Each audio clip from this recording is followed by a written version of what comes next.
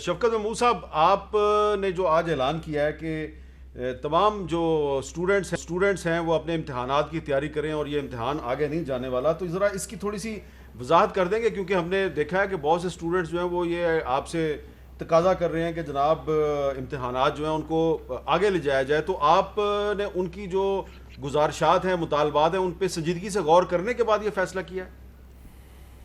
جی، میں عرض کرنا چاہتا ہوں کہ آج سارے پاکستان کے تعلیمی وزراء اور صحت کے وزراء کی میٹنگ ہوئی. سعید غنی صاحب بھی موجود تھے اور سب نے متفقہ طور پہ سارے وزراء نے یہ کہا کہ یہ امتحان جو ہے یہ پوسٹ پون نہیں ہونے چاہیے. اور اس کی وجہ یہ ہے کہ پچھلے سال جب ایگزام پوسٹ پون ہوئے تو اس سے جہاں پہ ہم نے پاس کر دیا لوگوں کو، وہاں پہ بہت سارے نقائص، بہت سارے پرابلمز نظر آئے. اور اس سال تو 9, 10, 11, 12 کے لیے بیس لائن بھی نہیں ہے. پہلے ہم نے پچھلے سال جو ان کو پچھلے سال کے رزلٹ پہ پروموٹ کیا تھا، اب تو پچھلے سال کے رزلٹس بھی موجود نہیں. اور جہاں کیمبرج اور اے لیول اور او لیول کا تعلق ہے، یہ کوئی تقریباً 70-75 ہزار 80 ہزار کے قریب بچے ہیں سارے پاکستان میں، جبکہ 9, 10, 11, 12 جو ہے وہ 40 لاکھ ہیں. تو اس کے بارے میں بھی سب نے بڑے غور و فکر کیا، بڑے اس کو دیکھ کے اور فیصلہ کیا کہ امتحانات کا سلسلہ جو ہے وہ چلتا رہنا چاہیے. لوگ بہت ساری تیاری کر رہے ہیں، پرائیویٹ اسٹوڈنٹس جو ہیں ان کے لیے بہت ایشوز ہیں، جو کمپوزٹ ایگزام دے رہے ہیں ان کے لیے بہت ایشو ہے. تو یہ ایک متفقہ فیصلہ تھا سارے وزراء. اچھا، اب اس میں سعید غنی صاحب سوال یہ ہے کہ ایک طرف تو پہلی جماعت سے 8ویں جماعت تک جو اسکول ہیں ان کو 28 اپریل تک بند رکھا جائے گا، اور اس کے علاوہ بھی ہم دیکھ رہے ہیں کہ جو بڑے تعلیمی ادارے ہیں وہاں پر بھی کافی بندشیں لگی ہوئی ہیں. تو پھر اگر یہ جو سینئر کیمبرج کے امتحانات ہیں اس کو اگر آپ ملتوی نہیں کرتے تو آپ یہ نہیں سمجھتے کہ تھوڑا سا اس میں ایک تضاد پیدا ہو جائے گا کہ ایک طرف آپ نے اسکول بند کیے ہوئے ہیں، دوسری طرف آپ امتحانات لے رہے ہیں؟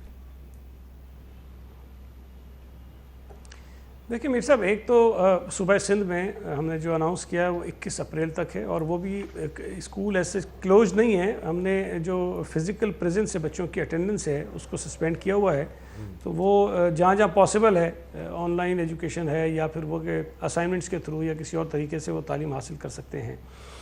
اچھا، ایک تو چیز یہ ذہن میں رکھنی چاہیے سب کو، بچوں کو بھی اور وہ لوگ جو کرٹیسائز کرتے ہیں ہمیں ان کو بھی، کہ یہ ایکسٹرا آرڈنری سچویشن ہے. اس کے اندر یہ ممکن نہیں ہے کہ آپ ان تمام کرائسس میں جب کووڈ اتنا پھیل رہا ہو آپ تمام چیزیں ایز یوزول کر دیں.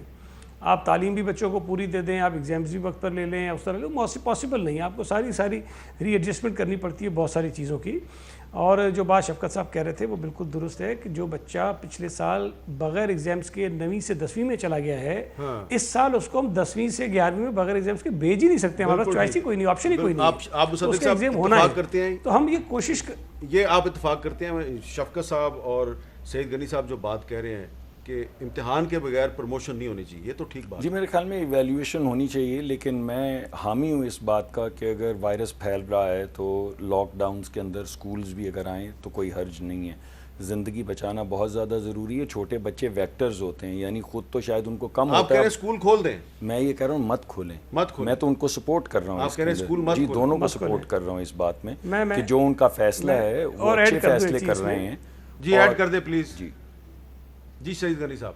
جی، جو بات کہہ رہے ہیں نا مصدق صاحب، بالکل ٹھیک ہے. اگر ضرورت پڑے گی تو بالکل اسکول بند کر دیں گے، لیکن اس صورت میں پھر ایگزامس ہم آگے لے جائیں گے. یہ نہیں ہوگا کہ ایگزامس نہیں ہوں گے.